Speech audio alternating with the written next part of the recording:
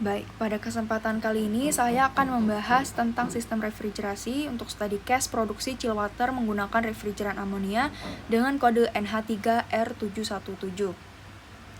Nantinya video ini terdiri dari beberapa section penjelasan, yaitu tahapan dalam memproduksi chillwater, lalu pertimbangan dalam pemilihan kondisi operasi dalam memproduksi chillwater, dan juga menghitung kebutuhan dari refrigeran.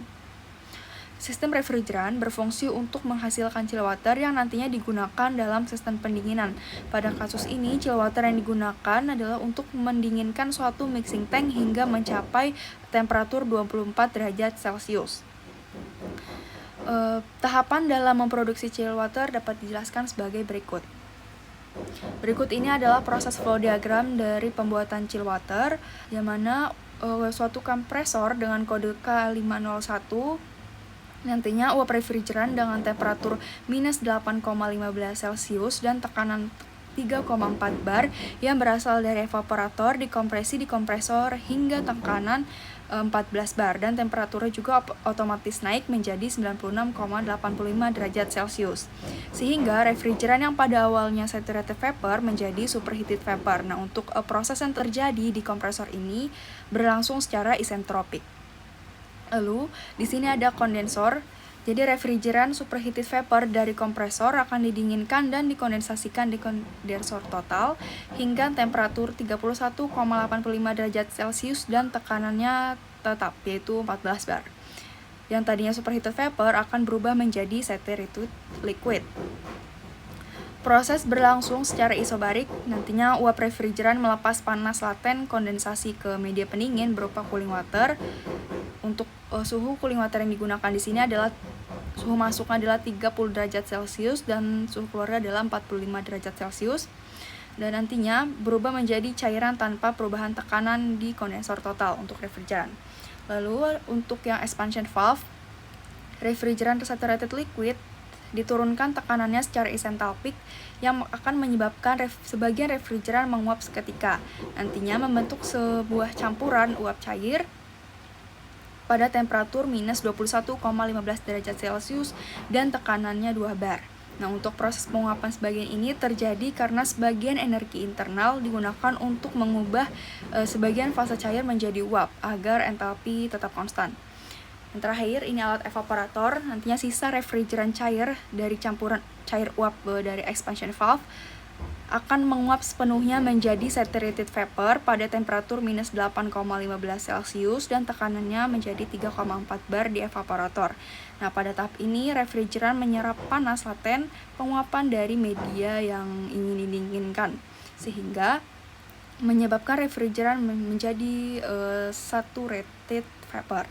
Berikut ini pertimbangan pemilihan kondisi operasi dalam sistem refrigerasi dengan meninjau diagram pH untuk amonia R717. Untuk alat yang pertama, yaitu adalah kompresor, yang perlu diperhatikan yaitu garis yang menunjukkan kondisi masuk pada kompresor yang saya tandai dengan checklist merah, dan juga kondisi keluar dari kompresor yang saya tandai dengan checklist biru. Jadi uap refrigeran masuk ke dalam kompresor pada tekanan 3,4 bar dan suhunya adalah minus 8,15 derajat Celcius di titik merah. Lalu akan dikompresi di kompresor hingga tekanan 14 bar dan otomatis si temperaturnya akan naik. Nah, untuk menentukan temperatur keluar dari kompresor dilakukan dengan cara, jadi di sini adalah temperatur masuk dari kompresor lalu melewati garis entropi yang berwarna biru tua, lalu ditarik juga menuju dom ke isothermal lines-nya, sehingga nanti diperoleh yaitu temperatur keluaran dari kompresor yang ditandai dengan titik kuning di sini adalah 96,85 derajat Celcius. Nantinya di akhir saya akan menjelaskan kenapa amonia harus masuk dan keluar pada kondisi tersebut. Lalu alat yang kedua yaitu refrigeran didinginkan di kondensor total hingga temperatur 31,85 derajat Celcius. Dari titik kuning didinginkan si refrigerannya ke titik hijau di sini. Dan untuk tekanannya tetap yaitu 14 bar. Lalu refrigeran diturunkan tekanannya secara isentalpik menjadi minus 21,15 derajat Celcius dan tekanannya 2 bar. Di sini yang saya tandai dengan checklist hijau. Selanjutnya, sisa refrigeran yang cair pada tahap ekspansi di expansion valve akan menguap sepenuhnya menjadi saturated vapor pada temperatur minus 8,15 derajat Celcius dan tekanan 3,4 bar di evaporator yang saya tandai dengan titik ungu di sini. Nah, jadi nanti sistemnya akan terus berulang dan sistem itu adalah tertutup seperti itu. Jadi ini adalah kondisi ideal pada sistem refrigerasi untuk study case ini. Lalu seperti yang saya katakan sebelumnya, bahwasanya ada alasan kenapa amonia harus masuk dan keluar pada kondisi operasi ini.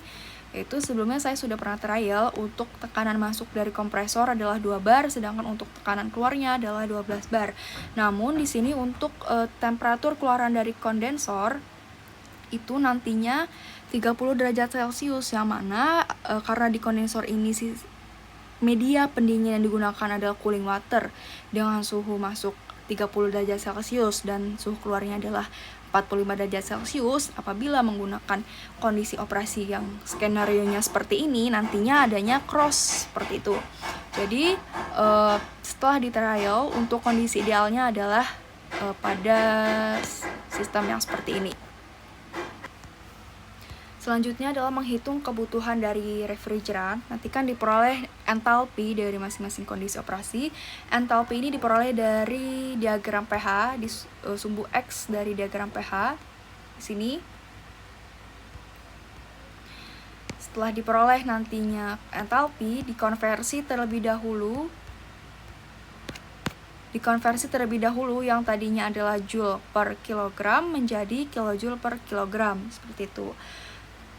Selanjutnya untuk Q dari beban mixing tank di neraca energi ini diperoleh dari biasanya adalah rumusnya input dikurang output dikurang regenerasi ditambah konsumsi, nanti diperoleh Q dari alat yang ingin didinginkan. Kalau di sini kan adalah Q beban dari mixing tank, seperti itu.